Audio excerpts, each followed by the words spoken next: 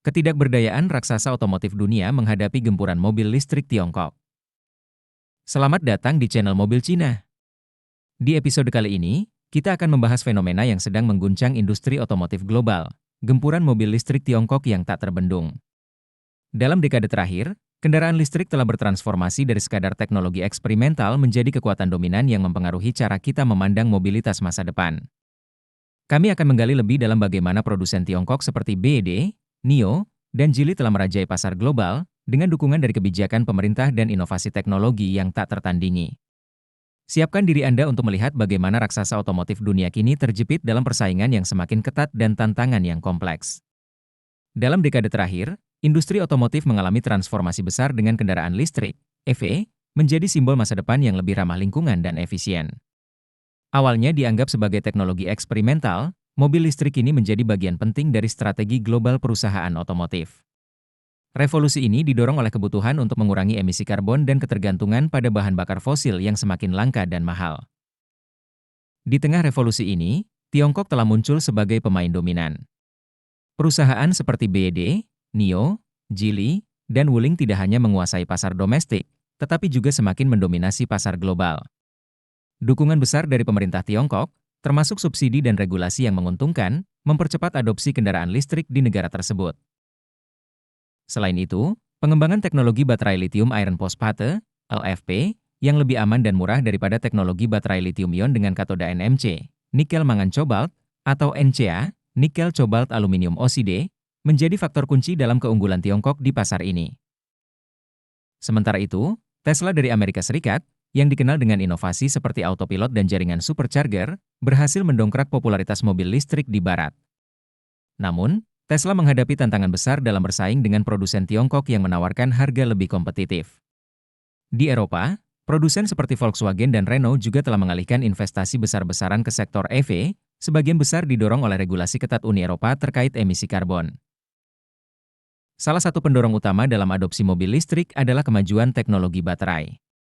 Keberhasilan EV sangat bergantung pada baterai yang mampu menyediakan kapasitas energi lebih besar, umur pakai lebih lama, dan biaya yang lebih rendah. Dalam hal ini, Tiongkok memimpin dengan teknologi baterai LFP yang memiliki siklus pengisian lebih lama dan lebih aman. Hyundai dari Korea Selatan pun mulai mengembangkan baterai LFP generasi baru dengan kepadatan energi yang lebih tinggi, memberikan daya saing tambahan di bidang inovasi baterai. Meski begitu, adopsi EV masih menghadapi hambatan, terutama di pasar dengan infrastruktur pengisian daya yang belum berkembang. Harga kendaraan listrik yang lebih tinggi dibandingkan mobil berbahan bakar fosil juga menjadi penghalang bagi banyak konsumen, meskipun tren ini mulai berubah seiring peningkatan produksi dan inovasi. Dominasi produsen EV Tiongkok di pasar global. Pada tahun 2023, Tiongkok menyumbang sekitar 60% dari penjualan mobil listrik global, mencerminkan dominasi yang signifikan dalam volume dan penetrasi pasar. Lebih dari sepertiga pendaftaran mobil baru di negara ini adalah EV. Perusahaan seperti BYD dan Geely berinvestasi besar dalam pengembangan teknologi dan kapasitas produksi global, termasuk mendirikan pabrik di Brasil dengan kapasitas produksi 150.000 unit per tahun. Dukungan pemerintah melalui kebijakan Made in China 2025 juga memainkan peran penting, menawarkan subsidi, regulasi yang dilonggarkan, dan kondisi pembiayaan yang menguntungkan.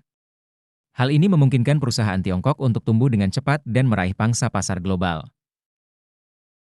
Namun, raksasa otomotif global menghadapi tantangan besar. Biaya produksi yang lebih tinggi dan regulasi ketat di negara-negara barat meningkatkan biaya mereka dibandingkan produsen Tiongkok yang lebih efisien secara manufaktur. Teknologi baterai juga menjadi medan pertarungan utama. Produsen Tiongkok memimpin dalam pengembangan baterai solid state yang lebih efisien dan murah, sementara produsen besar seperti General Motors dan Volkswagen berusaha mengejar ketertinggalan. Teknologi baterai menjadi penentu utama dalam persaingan kendaraan listrik, EV. Baterai lithium-ion, Li-ion, unggul dalam kepadatan energi, tetapi lebih mahal dan rentan terhadap risiko kebakaran. Di sisi lain, baterai lithium iron phosphate, LFP, lebih aman, murah, dan memiliki siklus pengisian lebih banyak, meskipun kepadatan energinya lebih rendah. Meskipun demikian, peningkatan teknologi LFP menjadikannya pilihan yang semakin kompetitif, terutama untuk EV dengan jangkauan menengah karena aspek keamanan dan efisiensinya.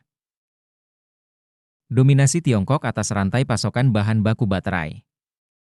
Tiongkok memproduksi lebih dari 60% grafit dunia, yang merupakan komponen penting untuk anoda dalam baterai. Dominasi ini memungkinkan Beijing memengaruhi harga grafit global, memberikan keuntungan besar dalam mengendalikan pasokan dan harga di pasar. Untuk melindungi industri domestik dari guncangan eksternal, Tiongkok menerapkan persyaratan lisensi ekspor untuk bahan-bahan penting seperti grafit, gallium, dan germanium.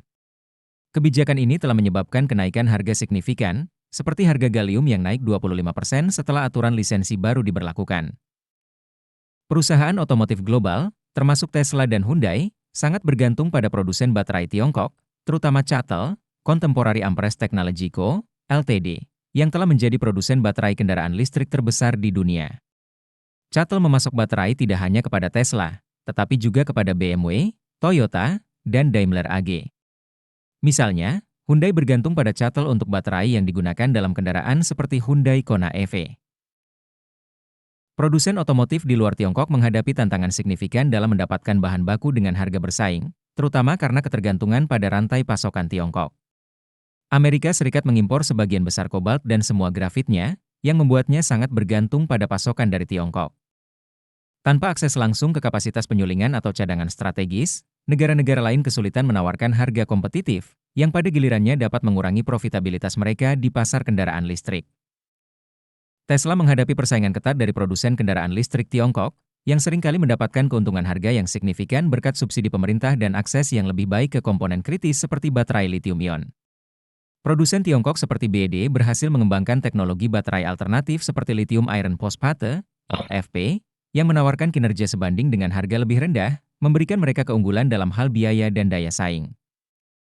Volkswagen, Ford, dan General Motors, GM, juga menghadapi kesulitan dalam menyesuaikan diri dengan kemajuan teknologi kendaraan listrik yang cepat, terutama dalam hal kimia baterai dan efisiensi manufaktur.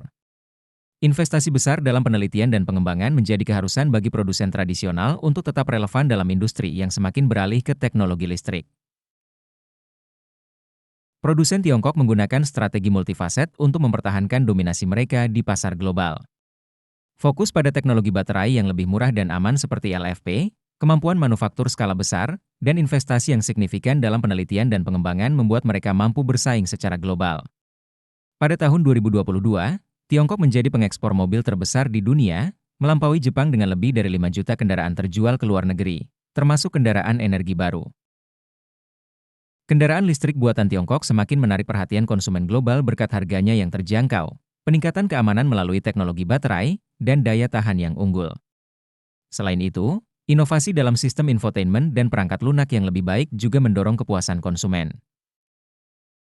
Produsen otomotif global seperti Tesla, Hyundai, dan Volkswagen mengambil beberapa langkah strategis untuk mengatasi tekanan kompetitif dari Tiongkok, termasuk berinvestasi dalam teknologi baterai yang lebih baik dan membangun fasilitas produksi baterai lokal.